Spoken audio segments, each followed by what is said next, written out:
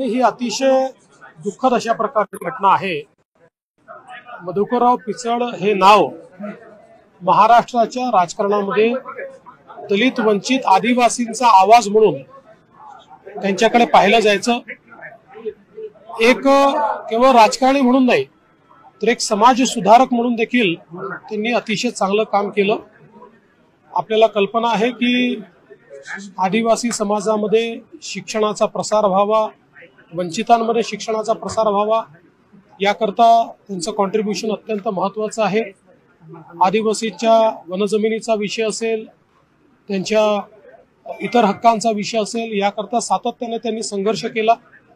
आणि विशेषतः मला आठवतं की ज्यावेळी निळवंडे धरणाचं काम हे थांबलेलं होतं त्यावेळी विखे पाटील साहेब यांना मी विनंती केली होती आणि पिचड साहेबांसोबत एक आमची बैठक झाली आणि त्या बैठकीमध्ये पिचड साहेबांनी काही समस्या मांडल्या, त्या समस्या आम्ही दूर केल्या आणि त्यांनी स्वतः पुढाकार घेऊन जे 20 किलोमीटरचं काम थांबलं होतं ते पूर्ण करून घेतलं।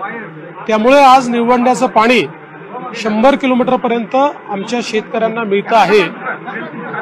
एवढंच नाही तर सातत्याने त्यांचा आग्रह असायचा की थोर स्वातंत्र्य सेनानी राघोजी भांगरे यांचं नाव हे भंडारदरा जलाशयाला दिलं पाहिजे।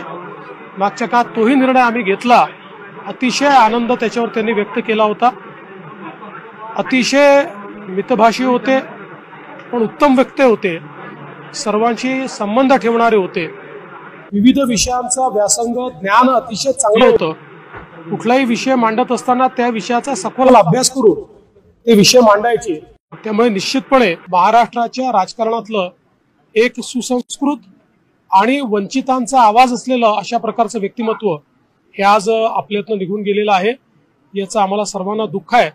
मी आमच्या सर्वांच्या वतीनं त्यांना विनम्र श्रद्धांजली अर्पण करतो। युतीचे सगळे आमदार एकीकडे शपथ घेत असताना विरोधी आमदार मात्र शपथ घेणार नाही अशी भूमिका घेताना मला असं वाटतं की कुठेतरी लोकशाहीचा हा अपमान आहे आणि जनतेने ज्यांना निवडून दिलं त्यांनी शपथ घ्यायला नकार देणं म्हणजे निवडून देणाऱ्या जनतेचा अपमान आहे।